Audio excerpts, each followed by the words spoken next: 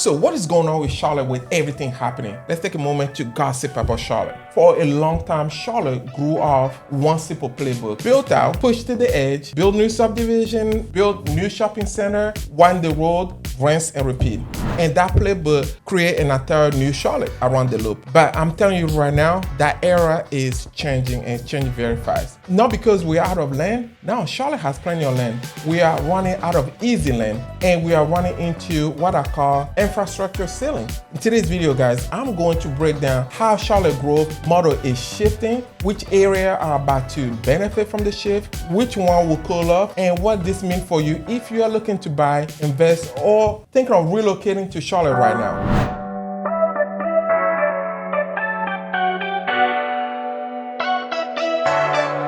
What's up, people? My name is Daniel Kumu. I am a local realtor here with Nash Group at Keller Williams Realty here in Charlotte. And I am also a licensed general contractor. So I just don't help people pick a neighborhood.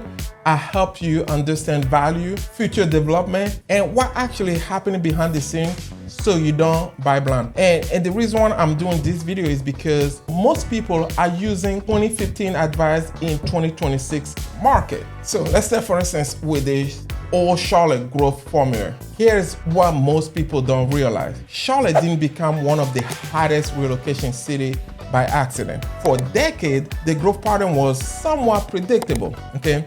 You find a cheaper land near the edge, you build a big subdivision, you add retail, school, and feed everything throughout with a highway and the loop, and it worked simply because land was cheaper the further out you go. Commute was somewhat doable. It was annoying, but it was still doable. Utilities and infrastructure could keep up mostly, but now that formula is getting stressed. Let's make this very practical and discuss what's the formula now. A lot of buyers are hitting a point where they're like, I'm not doing that commute every day just to get a little bit more house. And that's not just that feeling. It is the data, okay? A recent report by Asher is a well-known magazine here in Charlotte that report a lot about Charlotte. The report shows that the average Charlotte car commuter spend about 64 hours a year stuck in traffic. That's almost 3 days in your car. And that changed a lot of buyers' behavior. It also changed developer behavior because if buyer won't drive further out, you can't keep pushing the growth outward forever. So because of that, the city is shifting from the sprawl to more of a reposition infill within the inner city. The city is now looking for a way to work with what's already in place, yet still support the growth. A report by Charlotte Center City Partner Data that I was reading last week reported that Charlotte Urban Core, which is your Uptown, South End, Midtown, has $2.4 billion in new construction plan by 2027. Plus, there is a $2 billion more in repositioning and conversion that are still in thought. That puts a total of overall a pipeline of about $4.4 billion. That is a lot of money being invested in reposition Charlotte and the growth. And the detail truly matter. It is predicted to have about 4,800 plus apartment complex, 1.2 million square foot of offices, 1,500 hotel rooms, and about 257,000 square foot of storefront and retail. That's Charlotte basically saying, we are not only growing out, we are growing up and in within, okay? And the city is doing everything within the power to push that growth. Let's just face it, the growth is here, we like it or not, it's gonna be here. Best find a way to make it happen. In 2020-25, last year alone, Mecklenburg County voters approved a 1% sales tax to fund transportation. The city projected it would generate $19.4 billion over 30 years with major rail, bus expansion. This is a huge signal for where development will cluster next. Now, with all that said, so where is Charlotte going next? I'm sure that's probably your next question, right? I am going to break it into 4 lanes, right? And you need to know which lane fits your lifestyle and your budget because that will help you if you're looking to relocate or move into Charlotte or even looking to invest in Charlotte. Lane 1, the center city density and also the conversion that's happening in center city, which I call the inner ring of Charlotte. Your Uptown, your South End, the Midtown of Charlotte. This is the lane that most people underestimate. When you see a city moving from just build more suburb to office to residential conversion, stadium renovation, misuse district, more apartment and walkability. That is growth model shift. Okay? For example, the old Duke Energy headquarter conversion is a $250 million office to misuse project targeted for completion, I believe, sometime this year, early 2027. That's not a suburban sprout. That is urban reinvention. Okay? That is the city trying to build with what they already have. And here's the game. When the city do this, land near transit and those jobs get more valuable. Even if those houses are older.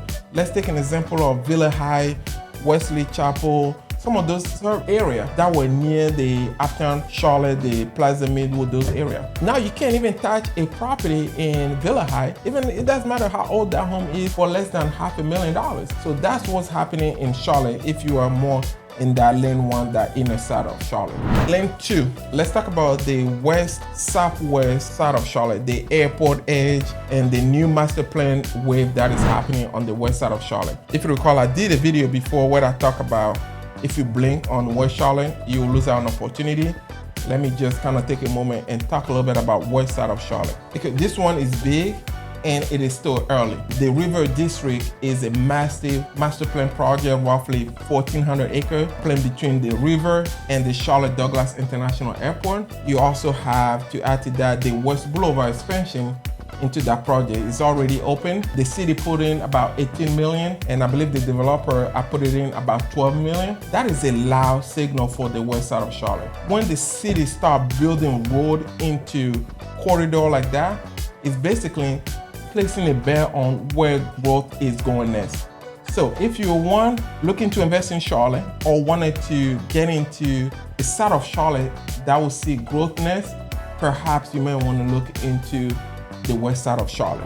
Lane 3, the east southeast Charlotte. Same thing about that video that I did about Charlotte. If you are asking yourself, where can I still get space and somewhat of a newer home without paying South Charlotte premium pricing, this is where a lot of families are looking to the surrounding suburb. I also did a video where I talk about the 6 suburbs that are about to explode in 2026. Matthew, Mayhill, Indian Trail, Waxhaw, Indian Land. Those are some of the suburbs that you have to keep your eyes on if you're one looking to move to Charlotte.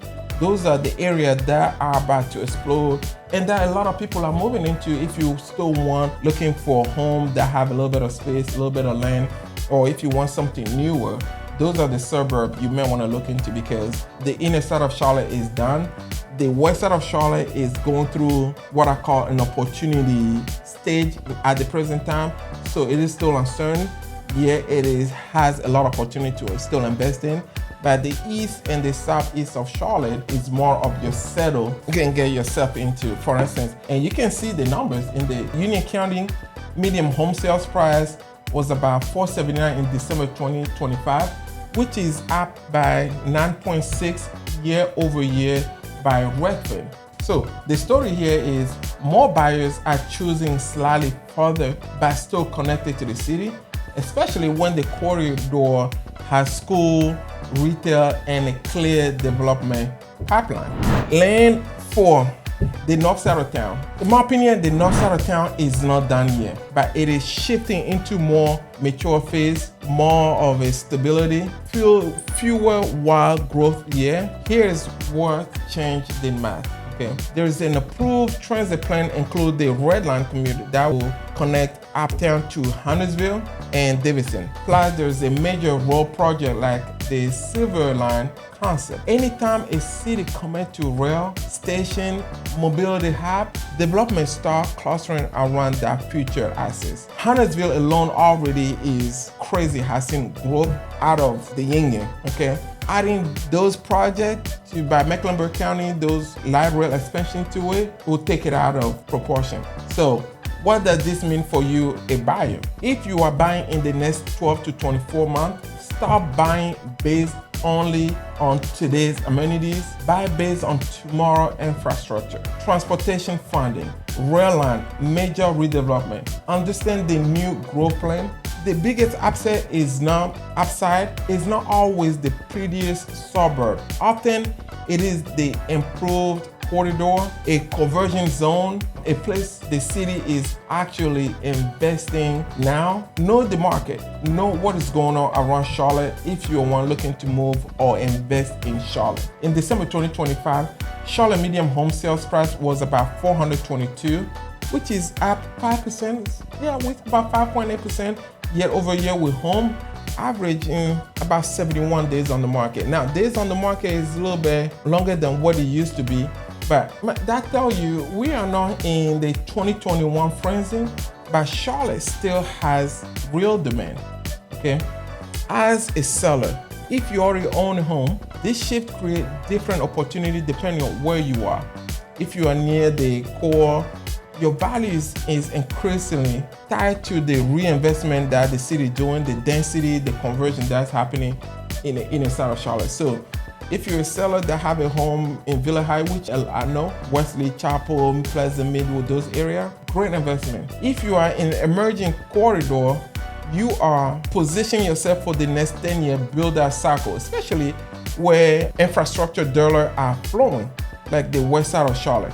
So if you're in a metro area, your equity growth may be a little steadier, less explosive, but more stable. So this is the Matthew, the Main Hill side of town. Bottom line, here is the truth. Charlotte is not running out of land. Charlotte is running out of easy land, easy commute, and cheap expansion. So the map is being redrawn, more growth in the core, more bet on master plan district with public infrastructure, more value is shifting to the corridor that will benefit from the transportation plan. The buyer that understand this honestly will position themselves early on other than later on.